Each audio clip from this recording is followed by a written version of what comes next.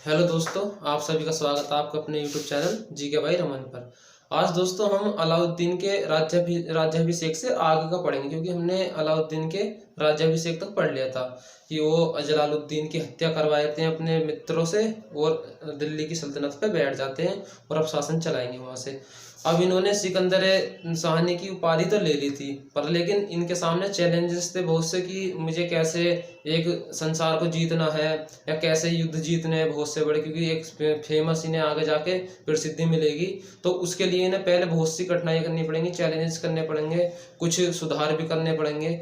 तो देखते हैं हम इन्होंने क्या क्या करा उनसे लड़ने के लिए। जो इनका मित्र था उसने बताया था पहले ही कि अगर तेरे को विश्व विजेता बनना है या सिकंदर शाहनी की उपाधि लेके तेरे को अपना सपना पूरा करना है, तो उसके लिए सबसे पहले तो ये धन की जरूरत पड़ेगी। क्योंकि हम किसी भी काम को शुरू करते हैं, यानी कि जब भी हम कोई, आप सीधी सी सोच लें कि अगर आपको एक सिंपल से इलेक्शन भी लड़ना है तो उसके लिए बहुत धन की जरूरत पड़ेगी। तो ये तो वैसे भी राजा राजा बहुत, मतलब एक तरीके से पूरी दुनिया पर राज करने की सोच रहा है, इसके सपने बड़े हैं, तो उसके लिए बहुत ही खर्चा उठाना पड़ेगा इसको, जिसमें बहुत ही पैसा लगेगा, सेना लगेगी, मतलब एक तरीके से ठीक ठाक उसके लिए धन की संपत्ति की जरूरत पड़ेगी। तो अब ये क्या करेगा, सबसे पहले ये करता है कृषि सुधार करता है, यानी कि कृषि हमारा प्राइमरी सेक्टर है। फिर इसके बाद ही जो इसका रॉ मटेरियल मिलता है उससे ही बाद में हमारी गुड्स पूरी तरह बनती हैं। सेकेंडरी या थर्डरी सेक्टर में हमारे रोजगार मिलता है। ये तो सबसे पहला प्राइमरी सेक्टर हमारे कृषि को ही माना गया है, जो हमारे इकोनॉमी में बहुत बड़ा एक तरह से भूमिका अदा करता है, कृषि क्षेत्र ही अदा करता है। तो इन्होंने भी ऐसा ही कुछ करा, सबसे पहले कृषि में इन्होंने सुधार करे। इसमें क्या करा इन्होंने, जो जमीनें थी खाली पड़ी हुई थी या जिसपे फसल हो रही थी, सबका इन्होंने मेजरमेंट करा कि किस जमीन पर कौन सी फसल ज्यादा हो सकती है या बढ़िया अच्छे तरीके से हो सकती है, ये देखा इन्होंने। ये देखने के बाद जिस किसी के पास भी जमीनें थी, उलेमा जमींदार या अमीर थे, उनसे जो जमीन दी हुई थी उन्हें, उनसे जमीनें ली कि मतलब जमीन ली उनसे, हड़पली सारी जमीन अपने राज्य में मिला ली। जितने भी उलेमा थे उनके या मठाधीश थे बड़े बड़े, सबसे जमीनें ले ली, खाली करवा ली और अपने राज्य में मिला ली। उस टाइम पर जो खाली जमीन होती थी जो सरकार के अंडर में आई थी, उसको खालसा बोला जाता था। तो खालसा नाम था इस जमीन का जो सरकार के अंडर में आती थी। तो जितनी भी जमीन थी सब लेकर इन्होंने अपने कब्जे में कर ली, अपने अंडर में कर ली। और उस जमीन पर, जब जमीन जिस किसी के पास भी जमीन थी उस पर इन्होंने 50% का खराज कर लिया, यानी कि जमीन का मेजरमेंट कर लिया इन्होंने सही से कि किस जमीन पर कौन सी फसल ज्यादा हो सकती है या बढ़िया हो सकती है। और उस पर करने के बाद फसल के अकॉर्डिंग, यानी कि जिस जमीन पर जितनी फसल होगी उसके अकॉर्डिंग इन्होंने कर लेना शुरू करा, जो कि उसकी 50% कर लेते थे। इनसे पहले कोई 1/3 लेता था, 4 लेता था, पर लेकिन उन्होंने जमीन के अकॉर्डिंग ही बांटा जमीन को कि इस जमीन से इतना कर लिया जाएगा, जो कि खराज के रूप में 50% लिया था। अब कृषि में सुधार हो गया एक तरह से, मतलब जो निचले स्तर के जो किसान लोग थे उनके लिए एक ये अच्छी व्यवस्था थी। क्योंकि ऐसा कुछ नहीं था कि चाहे आपकी जमीन, पहले ऐसा था कि जो जमीन थी जिस पर अगर तुम्हारे कोई थोड़ा बहुत भी फसल होगी तो कर पूरा लिया जाएगा, चाहे कम फसल कम हो या ज्यादा हो, कर पूरा लेते थे। लेकिन इनके बाद जब इन्होंने ये व्यवस्था कर ली तो जिस जमीन पर जितनी फसल होगी उसके अकॉर्डिंग कर लिया गया। अब ये एक सुधार होगा। अब क्या होगा, इससे कर मिलेगा। अब जो खालसा भूमि है इनके पास, अब पहले तो खालसा भूमि इतनी थी, अब इस पे जो कर लेंगे तो थोड़ा कर आएगा। लेकिन जब अब इनके पास इससे दुगनी जमीन हो जाएगी, खाली मतलब दुगनी जमीन आ जाएगी इनके पास, तो जो इस पर कर्ज लेंगे तो इस पर दुगना कर मिलेगा, जिससे इनके राज्य की आय बढ़ेगी। आय बढ़ेगी तो कुछ अपने सेना के लिए या कुछ अपने राज्य में नए नए कार्य कर सकेंगे इस कर के द्वारा, इस पैसे के द्वारा जो इनके कर के रूप में मिलेगा, इनकी आय बढ़ेगी इनके राज्य की। अब इसके बाद क्या होता है, इन्होंने एक बाजार सुधार प्रणाली अपनाई, यानी कि जो बाजार थे उस टाइम के, उन बाजारों को मतलब एक तरीके से मिक्स सारा सामान मिलता था कि खाने का सामान, वस्त्र, ये सब एक ही जगह मिलते, पशु वगैरह। तो इन्होंने क्या करा, जो भी सामान मिक्स था उसको सारे को अलग अलग करा, यानी कि खाने का सामान एक जगह करा और पशु एक जगह करे और जितने वस्त्र थे वस्त्र एक जगह, यानी जिसको जो सामान चाहिए भाई, जिसको खाने का सामान चाहिए वो एक तरफ जाएगा और जिसको वस्त्र चाहिए वो दूसरी तरफ, और जिसको बस पशु या गुलाम वुलाम कुछ भी खरीदना हो वो दूसरी तरफ जाएगा। इन्होंने ऐसी व्यवस्था कर दी।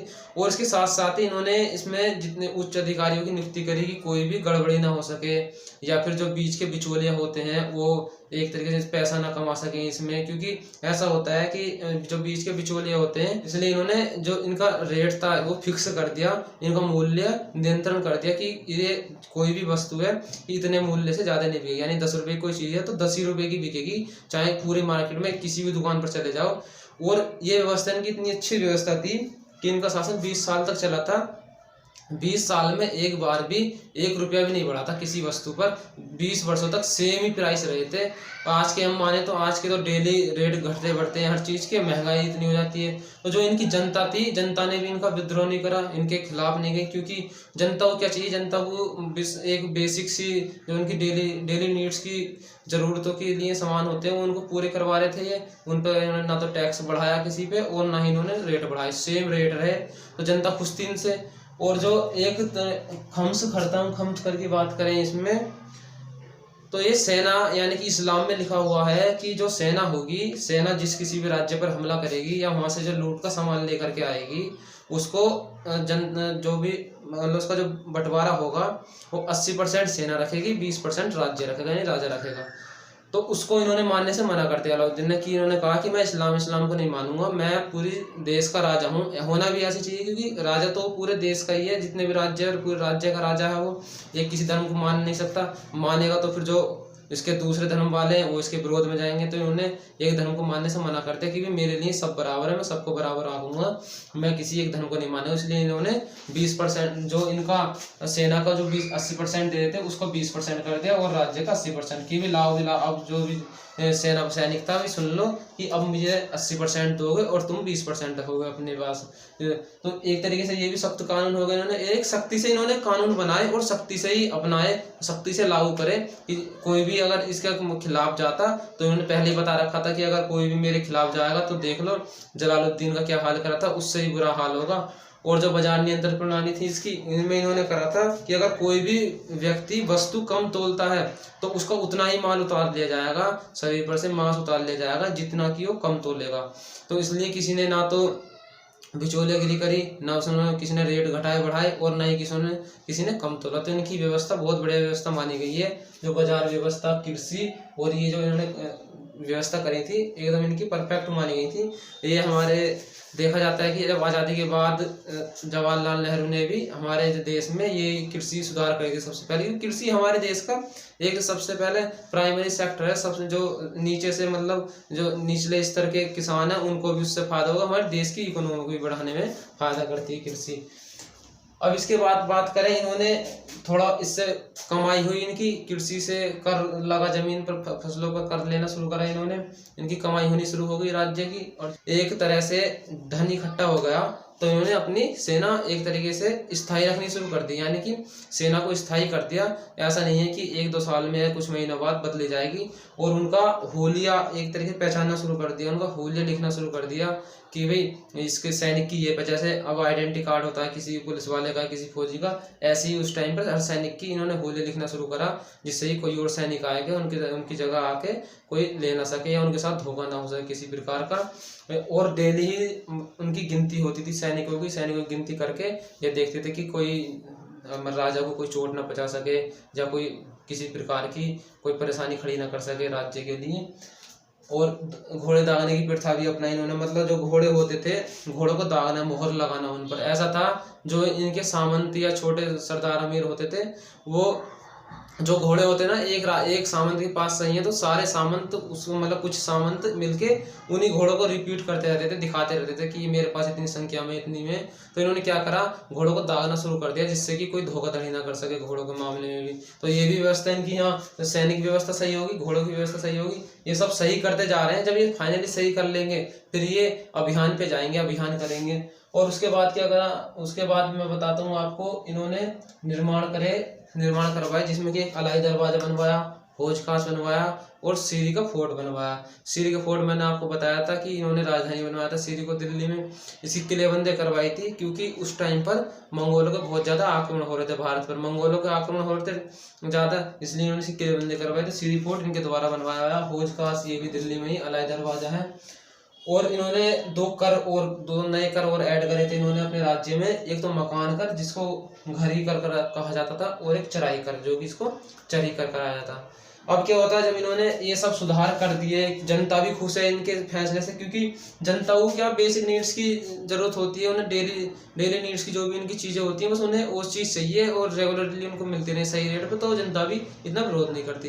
तो इन्होंने ऐसा ही करा, जनता को अपने विरोध नहीं जाने दिया, सब जनता के कुछ जनता के पक्ष में फैसले लिए, कुछ अपने अकॉर्डिंग इन्होंने सही निर्णय लिए, जिससे कि इनकी व्यवस्था एकदम राज्य शासन की व्यवस्था सही चलने लगी। और इनके जो नियम कानून थे बनाए इन्होंने इतने सख्त थे, ना तो कोई इनके खिलाफ मतलब जा सकता था, और ना ही इनकी बिना मर्जी कुछ राज्य में नया हो सकता था, ना ही कोई शादी कर सकता था इनके बिना पूछे, ना कोई त्योहार मना सकता था, पहले इनसे अनुमति लेनी पड़ती थी। तो षड्यंत्र तो कोई भी कर नहीं पाएगा इनके खिलाफ, क्योंकि जब कोई बोल ही नहीं सकता इनके खिलाफ बिल्कुल भी, यानी कि इतने सख्त हैं, बाजार से लेकर के कृषि से लेकर के और इनके शासन तक, उनके महल तक सख्त कानून है, तो कोई इनके खिलाफ जाने की सोच भी नहीं सकता। इन्होंने ऐसे नियम बना दिए थे। और जो भी इनकी प्रजा मतलब सेना थी, सेना को ये नगदी वेतन देते थे, नगद वेतन की जो इन्होंने भूमि देने की प्रथा थी वो खत्म कर दी थी। अब क्या करेंगे, अब इनके पास पैसा होगा, पैसा होने के बाद इनके सेना स्थायी कर ली इन्होंने, सेना करने के बाद सेना जुड़ गई इनकी। अब ये निकलेंगे अभियान पे, अब ये अभियान करेंगे, धीरे धीरे राज्यों को जीतेंगे, दूसरे राज्यों को जीत कर अपने राज्य में मिलाएंगे, साम्राज्यवाद करेंगे। साम्राज्यवाद करने के बाद जो इनका सपना था सिकंदर शाही का, उसको पूरा करने की कोशिश करेंगे। पूरी मेहनत में लगे हुए हैं, इन्होंने पूरी मेहनत कर ली है कि अपने सपने को पूरा करने के लिए, जैसे कि कोई भी किसी भी तैयारी कर रहा हो, मेहनत करता है एक तरीके से अपने पूरे बेसिक से लेकर, इसी से इन्होंने बेसिक से शुरुआत करी है। और अब जब सब कुछ ठीक हो गया इनके राज्य में, अब ये अभियानों की तरफ जाएंगे, अभियान जीतेंगे, अपना राज्य का साम्राज्य विस्तार बढ़ाएंगे और इनकी प्रसिद्धि फैलेगी अलाउद्दीन खिलजी की। तो हम अब जो इनके आए के अभियान है, अभियानों के बारे में हम इससे अगली वीडियो में पढ़ेंगे और अच्छे से समझ के कहानी की तरह याद करेंगे, क्लास में ही याद करेंगे और पढ़ेंगे। मैं आपको अच्छे से समझाने की कोशिश करूंगा उसको। और भी अगर आपको आज की हमारे वीडियो समझ में आई हो और अच्छा लगा हो तो हमारे चैनल को सब्सक्राइब करें और लाइक करें वीडियो को। आपको बहुत बहुत धन्यवाद देखने के लिए। और कोई गलती हो तो प्लीज़ बताने की कोशिश करें, मैं उसके लिए क्षमा चाहूँगा, कोई गलती हुई हो तो।